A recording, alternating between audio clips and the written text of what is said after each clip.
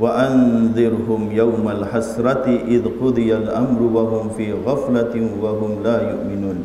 Dan berilah amaran kepada mereka wahai Muhammad, wa anzir, berilah amaran kepada mereka wahai Muhammad, kepada umat manusia seluruhnya tentang hari yaumal hasrah.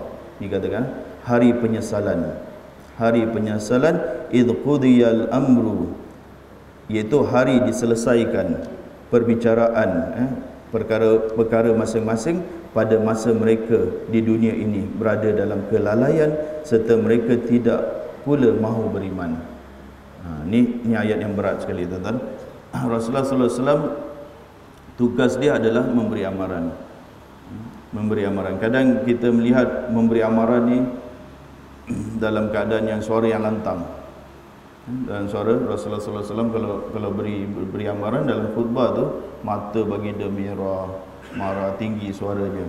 Betul lah tuan-tuan. Kalau seorang itu nak masuk ke dalam lubang, kita tengok lubang depan dia. Dia nak masuk ke dalam lubang. Takin dekat mat ada lubang. Tak ada, kita mesti pekik kan. Kita nampak ni lubang longkang ni, dia tak nampak ni. Kita pun pekik lah. Oi. Lagi terkejut sikit. Jadi kadang-kadang amaran ni, kadang-kadang peringatan ni keras. Keras pada isu-isu yang besar ni, kadang kena bagi amaran yang keras supaya kejutkan orang yang tidur. Jadi Rasulullah sallallahu alaihi wasallam disuruh untuk memberi amaran kepada manusia ini tentang hari penyesalan, yaumul hasrah. Tuan-tuan, pada hari itu menyesallah. Menyesallah. Semua orang akan menyesal. Yang baik, kata ulama lah, yang baik ataupun yang tak baik. Orang durhaka, orang yang taat, semua akan menyesal. Kenapa orang yang taat pula menyesal? Dia menyesal kerana tak buat amalan yang banyak. Menyesal aku, subhanallah ni. Padahal subhanallah, satu subhanallah je rupanya tinggi nilainya di sisi Allah. Tapi mulut kita di dunia ni nak sebut subhanallah pun susah juga. Nak berzikir subhanallah pun susah juga. Kalau subhanallah selepas solat ni tinggi nilainya.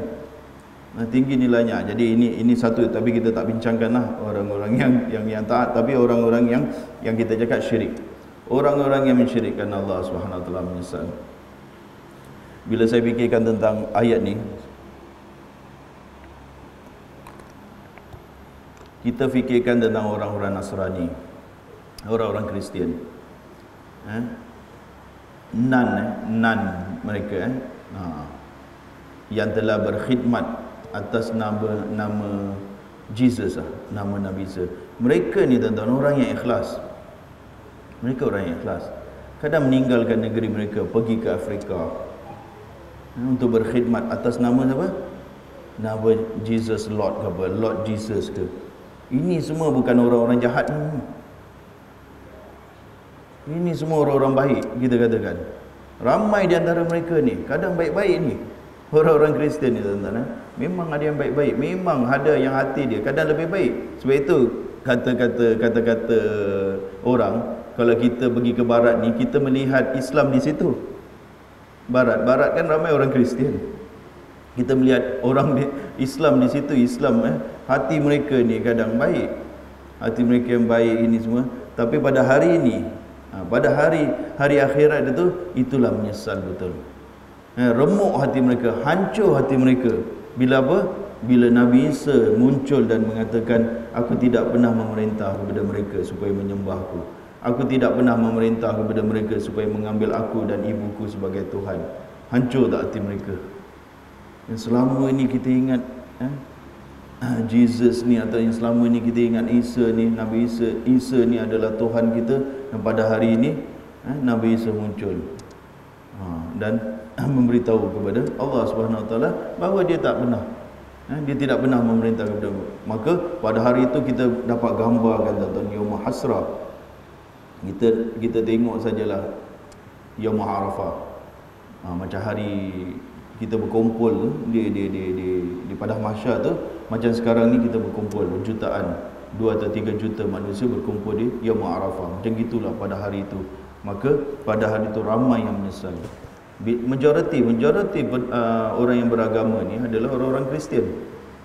Jadi ramai kita tengok mereka akan menyesal pada hari itu, yang mereka yang telah korbankan segala-galanya, segala-galanya, mereka punya korban. Kerana kita pun rasa macam kecil. Church tu, penganut agama Kristian tu, dia punya infak aja bulanan. Kita tak ada pun. Kita kalau ada pun zakat 2.5%. 2.5% kecil sangat. Mereka 10% tu.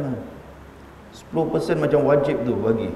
10%. Sebab itu kalau mereka nak 30 juta, senang saja. Dalam sebulan boleh dapat. Dalam sebulan ada di suatu tempat tu. Dalam sebulan aja boleh dapat 30 juta. Berapa juta mereka mau ni. Kerana keluar tu banyak, 10% daripada gaji mereka.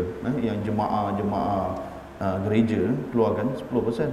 Kalau kita 10% masjid Pulai Utama ni dapat 10% daripada gaji jemaah-jemaah ni, macam mana Ustaz? Memang berapa banyak tu dapat. Jadi orang yang telah berkorban, orang yang telah menghabiskan hidupnya untuk dalam berkhidmat atas nama Nabi Isa, maka pada hari itu dia menyesal betul. Orang akan yaumah hasrata. Bagi kita pula, kita ambil ayat ni, kita pula dalam ayat surah Az-Zumar, ya hasrata ma faradtu fi jambillah, ya hasrata Allah Subhanahu wa taala berfirman, ya hasrata, pada hari itu seorang akan berkata, ya hasrata, alangkah besarnya penyesalanku, kerana aku telah mencuaikan kewajipan aku kepada Allah Subhanahu wa taala. Alangkah besarnya menyesal seorang itu pada hari kiamat itu, kerana dia telah mencuaikan kewajipan Allah Subhanahu wa taala. Contohlah tentang duit, dia dapat gaji tinggi, pendapatan yang tinggi, tapi tak keluarkan zakat, tak beri zakat. Zakat ni tuan-tuan, bila saya di masjid lain, kita tafsirkan surah Al-Ma'un, wa yamna'unal ma'un fawailul lil musallin alladzina hum an salatihim sahun wa yamna'unal ma'un. Dan mereka yang menghalang Al-Ma'un. Ma'un ini satu benda yang kecil sangatlah, macam periuk. Kalau orang datang nak pinjam periuk, kita tak larang dia, tak bagi dia pinjam. Satu perkara yang kecil lah, satu perkara yang qalil daripada harta kita ni. Tak ada apa-apa kalau kita bagi pun, macam pen kita lah. Macam seorang, boleh tak saya minta pen tu, ambil lah pen ni. Nak pun ambil lah pen yang berapa sen lah, cakap lah 50 sen punya pen, nak ambil lah, tak payah pinjam lah, ambil sekali. Macam gitu benda tu. Para sahabat, mereka mentafsirkan Al-Ma'un itu Az-Zakah. Kenapa zakat pula? Pada para sahabat ni, zakat ni kecil sangat. Kita tu berpeluh-peluh kira zakat. Subhanallah. Ujung tahun aja kira zakat aja berpeluh-peluh. Macam mana ni, besar sangat nak kena keluar ni. Berapa ribu ni nak keluar. Sampai nak tolak sana, nak tolak sini. Sahabat mentafsirkan, Ibnu Mas'ud mentafsirkan Al-Ma'un ini adalah zakat. Kenapa kecil sangat? 2.5% apalah besar. Ada 100 ribu, keluar 2 ribu saja, apalah besar. Sahabat melihat macam gitu. Kita melihat 2 ribu daripada 100 ribu tu besar sangat. Tengok besar. Cuba kita jangan cakap zakat lah, cakap komisen. Kita kena bagi komisen nak dapatkan rumah yang cantik ni 2%. 2% aja, Allah, kita kata ambil lah, 5% pun aku bagi.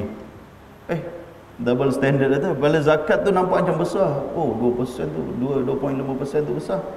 Kalau komisen tu 2% aja komisen awak, ambil lah. 5% pun, 10% pun saya bagi. Itu dia. Jadi macam gitu. Bagi hasrah pada hari itu, barulah seorang itu akan terpekik-pekik, menyesal betul dia tak bagi zakat. Apa jadi pada dia? Apa jadi pada harta dia yang dia simpan? Dia mati pun dengan 500 ribu ke dalam simpanan dia. Apa yang harta dia boleh buat kepada diri dia? Apa yang harta dia dapat menolong dia? Tak ada. Dia mati, harta tu dia jadikan ular. Akulah, dalam hadis banyak, ular berkepala dua. Akulah harta kamu, akulah harta kamu.